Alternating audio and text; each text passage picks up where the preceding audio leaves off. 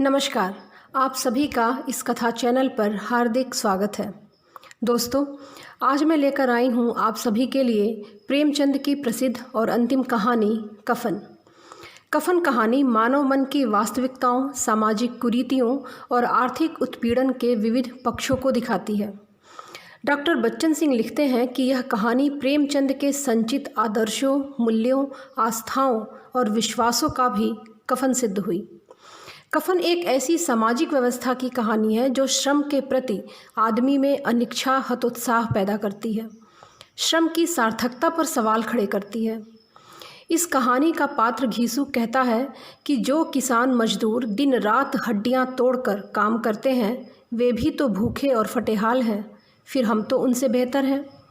प्रेमचंद इस सोच का कारण हमारी सामाजिक व्यवस्था को ही ठहराते हैं। इस घोर यथार्थवादी कहानी में केवल 3 पात्र हैं, घीसू, माधव और बुधिया। माधव और बुधिया पति पत्नी हैं। बुधिया प्रसव पीड़ा झेल रही है और पिता पुत्र घर के बाहर आलू भूनकर खा रहे हैं। कथा यहीं से प्रारंभ होती है और अंत ऐसा कि पाठक सोचता रह जाए। तो आइए सुने कहानी कफन। झोपड़े के द्वार पर बाप और बेटा दोनों एक बुझे हुए अलाव के सामने चुपचाप बैठे हुए हैं और अंदर बेटे की बीबी बुधिया प्रसव वेदना में पछाड़ खा रही थी। रह रह कर उसके मुंह से ऐसी दिल हिला देने वाली आवाज़ निकलती थी कि दोनों कलेजा थाम लेते थे। जाड़ों की रात थी। प्रकृति सन्नाटे में डूबी हुई, सारा गांव अंधकार में लय हो गया था। घीसू ने कहा, मालूम होता है बचेगी नहीं, सारा दिन दौड़ते हो गया, जा देख तो आ। माधव चिढ़कर बोला, मरना ही है तो जल्दी मर क्यों नहीं जाती, देखकर क्या करूं? तू बड़ा बेदर्द है, साल भर जिसके साथ सुख चैन से रहा उसी के साथ इतनी बेवफाई।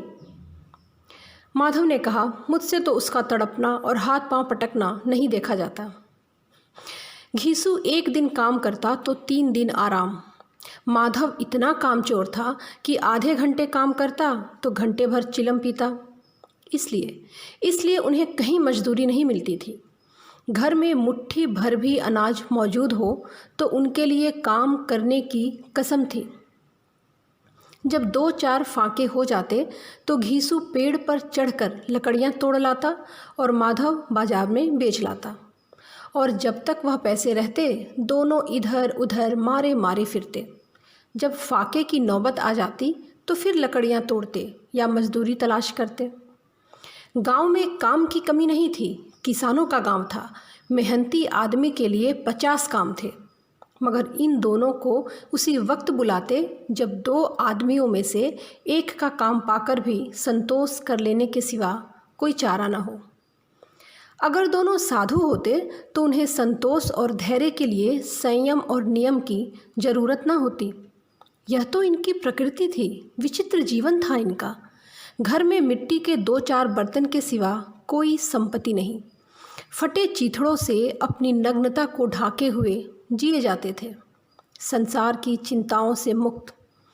कर्ज से लदे हुए गालियां भी खाते, मार भी खाते, मगर कोई गम नहीं। दीन इतने कि वसूली की बिल्कुल आशा न रहने पर भी लोग इन्हें कुछ न कुछ कर्ज दे देते थे। मटर आलू की फसल में दूसरे के खेतों से मटर या आलू उखाड़ लाते, भून भान कर खा लेते या 10-5 ऊख उखाड़ लाते और रात को चूसते।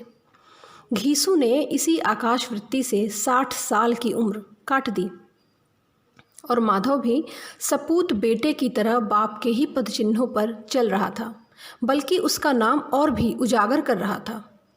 इस वक्त भी दोनों अलाव के सामने बैठकर आलू भून रहे थे, जो कि किसी के खेत से खोद लाए थे।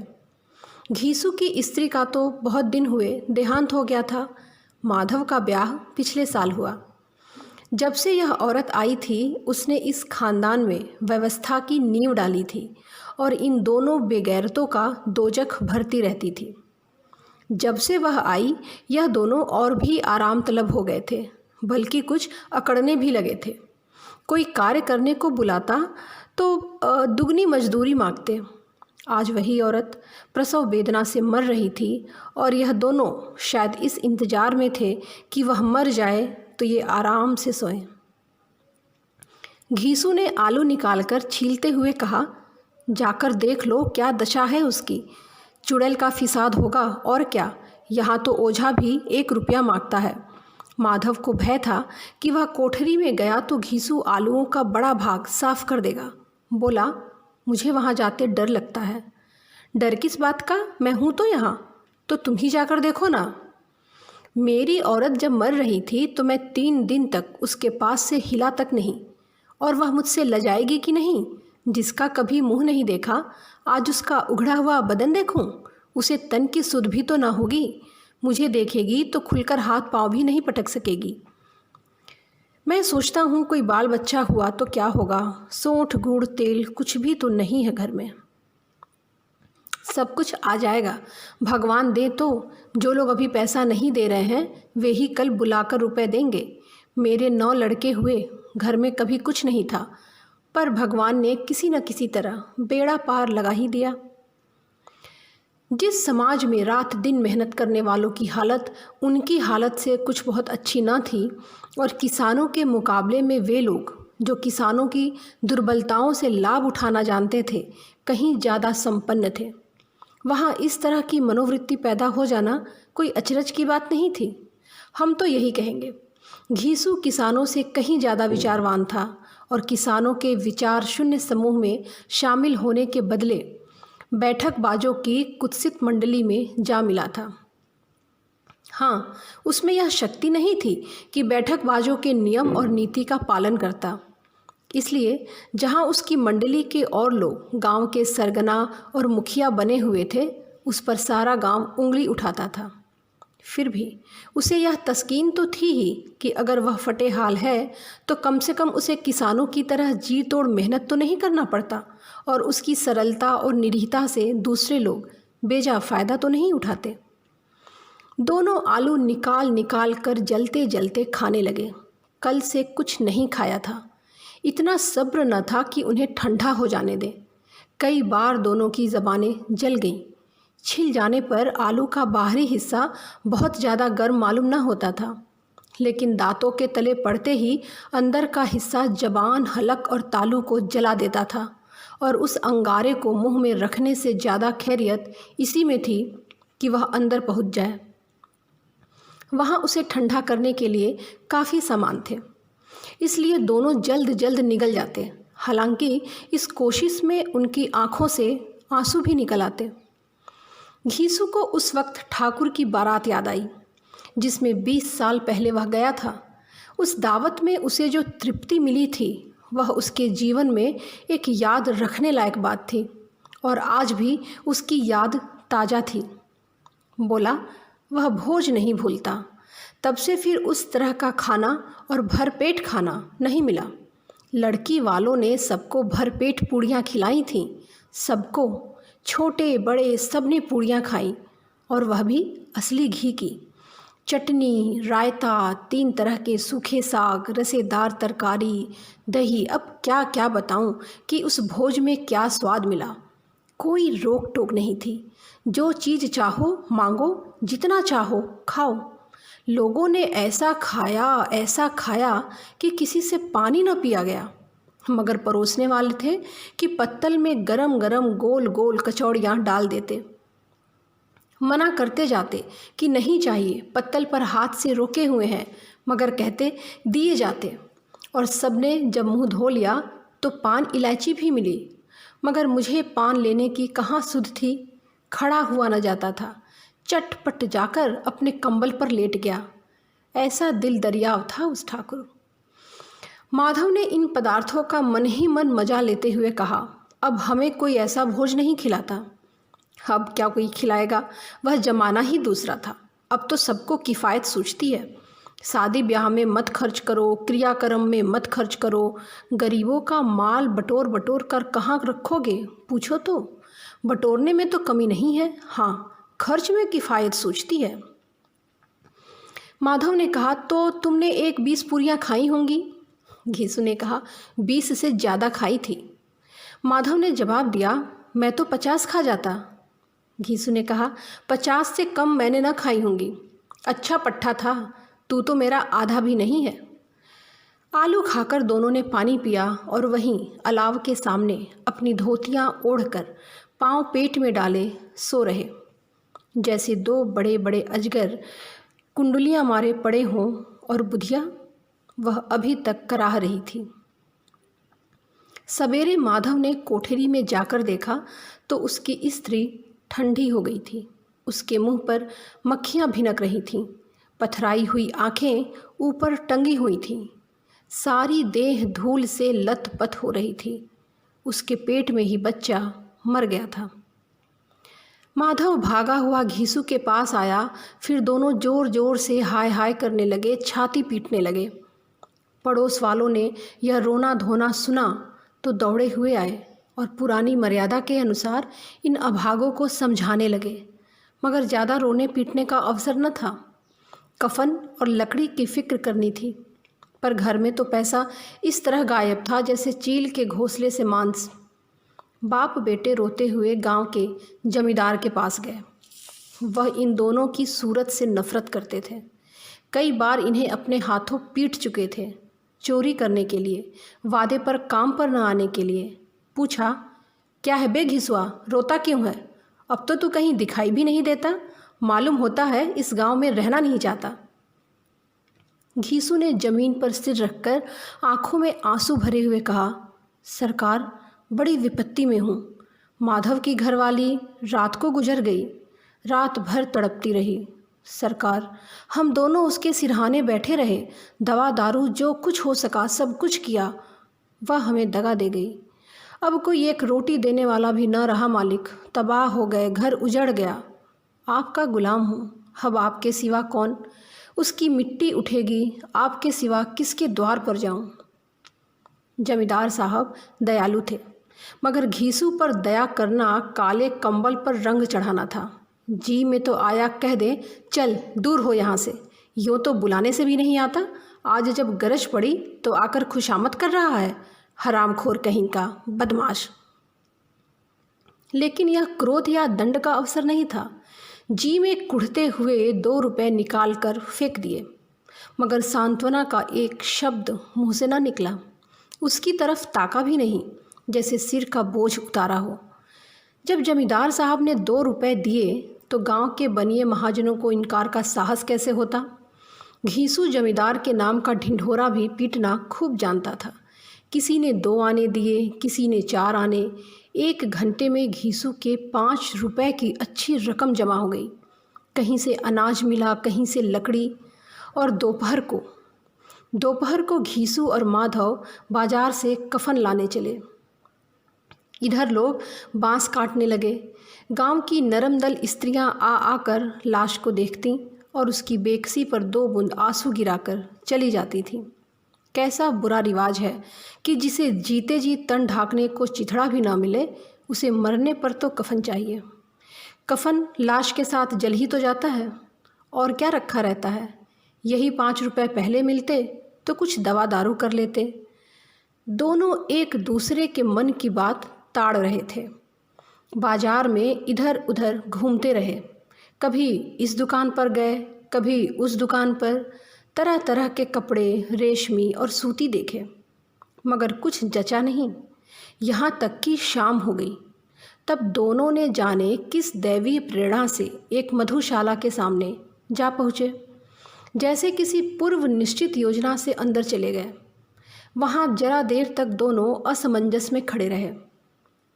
फिर घीसू ने गद्दी के सामने जाकर कहा, साहू जी, 1 बोतल हमें भी देना। इसके बाद कुछ चिखौना आया, तली हुई मछलियाँ आईं और दोनों बरामदे में बैठकर शांतिपूर्वक पीने लगे। ताबड़तोड़ पीने के बाद दोनों सरूर में आ गए। घीसू बोला, कफन लगाने से क्या मिलता है, आखिर जल ही तो जाता, कुछ बहू के साथ तो न जाता। माधव आसमान की तरफ देखकर बोला, मानो देवताओं को अपनी निष्पापता का साक्षी बना रहा हो। दुनिया का दस्तूर है, नहीं तो लोग ब्राह्मणों को हजारों रुपए क्यों दे देते हैं। कौन देखता है परलोक में मिलता है कि नहीं मिलता है। बड़े आदमियों के पास धन है चाहे फूकें, हमारे पास फूकने को क्या है। लेकिन लोगों को जवाब क्या देंगे? लोग पूछेंगे नहीं कि कफन कहाँ है। घीसू हंसा। अबे कह देंगे कि रुपए कमर से खिसक गए, बहुत ढूंढा नहीं मिले। लोगों को विश्वास तो नहीं आएगा, लेकिन फिर वही लोग रुपए देंगे। माधव भी हंसा।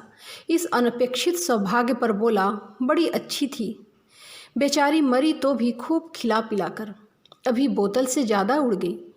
घीसू ने 2 सेर पूरियाँ मंगाई, चटनी, अचार, कलेजियाँ। शराब खाने के सामने ही दुकान थी। माधव लपक कर 2 पत्तलों में सारा सामान ले आया। पूरा 1.5 रुपया और खर्च हो गया। सिर्फ थोड़े से पैसे बच रहे। दोनों इस वक्त शान से बैठे हुए पूरियाँ खा रहे थे, जैसे जंगल में कोई शेर अपना शिकार उड़ा रहा हो। न जवाबदेही का खौफ था, न ही बदनामी की फिक्र। इन भावनाओं को उन्होंने बहुत पहले जीत लिया था। घीसू दार्शनिक भाव से बोला, हमारी आत्मा प्रसन्न हो रही है तो क्या उसे पुण्य न होगा? माधव ने श्रद्धा से सिर झुकाकर तस्दीक की, जरूर से जरूर होगा। भगवान तुम अंतर्यामी हो, उसे बैकुंठ ले जाना। हम दोनों हृदय से आशीर्वाद दे रहे हैं। आज जो भोजन मिला वह कभी उम्र भर ना मिला था। एक क्षण के बाद माधव के मन में एक शंका जागी। बोला, क्यों दादा, हम लोग भी तो एक न दिन वहाँ जाएंगे ही। घीसू ने इस भोले भाले सवाल का कुछ उत्तर नहीं दिया। वह परलोक की बातें सोचकर इस आनंद में बाधा नहीं डालना चाहता था। जो वहाँ वह लोगों से पूछे कि तुमने कफन क्यों नहीं दिया तो क्या कहेंगे? कहेंगे तुम्हारा सिर। पूछेगी तो ज़रूर, तू जानता है कि उसे कफन नहीं मिलेगा। तू मुझे ऐसा गधा समझता है? 60 साल क्या दुनिया में घास खोदता रहा हूँ। उसको कफन मिलेगा और इससे बहुत अच्छा मिलेगा। माधव को विश्वास न आया। बोला, कौन देगा? रुपए तो तुमने चट कर दिए, वह तो मुझसे पूछेगी। उसकी मांग में सिंदूर तो मैंने डाला था। घीसू गर्म होकर बोला, मैं कहता हूँ उसे कफन मिलेगा, तू मानता क्यों नहीं? कौन देगा? बताते क्यों नहीं? वही लोग देंगे जिन्होंने इस बार दिया। हाँ, अब की रुपए हमारे हाथ न आएंगे। ज्यों ज्यों अंधेरा बढ़ता और सितारों की चमक तेज होती थी, मधुशाला की रौनक भी बढ़ती जाती थी। कोई गाता, कोई डींग मारता, कोई अपने संगी के गले लिपटा जाता, कोई अपने दोस्त के मुंह से कुल्हड़ लगाए देता। वहाँ के वातावरण में सुरूर था, हवा में नशा। कितने तो यहाँ आकर एक चुल्लू में मस्त हो जाते। शराब से ज़्यादा वहाँ की हवा उन पर नशा करती थी। जीवन की बाधाएं खींच लेती थी। कुछ देर के लिए वे भूल जाते थे कि वे जीते हैं या मरते हैं, या न जीते हैं ना मरते हैं। और ये दोनों बाप बेटा अब भी मज़े ले लेकर चुस्कियाँ ले रहे थे। सबकी निगाहें इनकी ओर जमी हुई थी। दोनों कितने भाग्य के बली हैं। पूरी बोतल बीच में है। भर पेट खाकर माधव ने बची हुई पूरियों का पत्तल उठाकर एक भिखारी को दे दिया, जो खड़ा इनकी ओर भूखी आंखों से देख रहा था। और देने के गौरव, आनंद और उल्लास का उसने अपने जीवन में पहली बार अनुभव किया। घीसू ने कहा, ले जा, खूब खा और आशीर्वाद दे। जिसकी कमाई है वह तो मर गई, पर तेरा आशीर्वाद उसे ज़रूर पहुँचेगा। रोए रोए से आशीर्वाद दे, बड़ी गाढ़ी कमाई के पैसे हैं। माधव ने फिर आसमान की तरफ देकर कहा कि वह बैकुंठ में जाएगी दादा, बैकुंठ की रानी बनेगी। घीसू खड़ा हो गया और जैसे उल्लास की लहरों में तैरता हुआ बोला, हाँ बेटा, बैकुंठ में जाएगी। किसी को सताया नहीं, किसी को दबाया नहीं। मरते मरते हमारी ज़िंदगी की सबसे बड़ी लालसा पूरी कर गई। वह न बैकुंठ में जाएगी तो क्या ये मोटे मोटे लोग जाएंगे जो गरीबों को दोनों हाथों से लूटते हैं और अपने पाप को धोने के लिए गंगा में नहाते हैं, मंदिरों में जल चढ़ाते हैं। श्रद्धालुता का यह रंग तुरंत ही बदल गया। अस्थिरता नशे की खासियत है। दुख और निराशा का दौरा हुआ। माधव बोला, मगर दादा, बेचारी ने ज़िंदगी में बड़ा दुख भोगा, कितना दुख झेल कर मरी। वह आंखों पर हाथ रखकर रोने लगा, चीखें मार मार कर। घीसू ने समझाया क्यों रोता है बेटा? खुश हो कि वह इस माया जाल से मुक्त हो गई, जंजाल से छूट गई। बड़ी भाग्यवान थी जो इतनी जल्द माया मोह के बंधन तोड़ दिए। और दोनों खड़े होकर गाने लगे, ठगनी क्यों नैना झमकावे, ठगनी क्यों नैना झमकावे। फिर दोनों नाचने लगे, उछले कूदे, गिरे, मटके, भाव भी बनाए, अभिनय भी किए और आखिर नशे से बदमस्त होकर वहीं गिर पड़े। दोस्तों, यह कहानी प्रेमचंद के पाठकों के लिए भी एक पहेली बन जाती है, क्योंकि उनकी जिन कहानियों से हम अभी तक परिचित थे, यह उन्हीं मूल्यों के खंडन की कथा है। यह लेखक के बदले हुए दृष्टिकोण और हिंदी कहानी की भी बदली हुई संरचना का ठोस उदाहरण है। आशा करती हूँ कि आपको यह कहानी पसंद आई होगी। कहानी सुनने के लिए आप सभी का बहुत बहुत शुक्रिया। नमस्कार।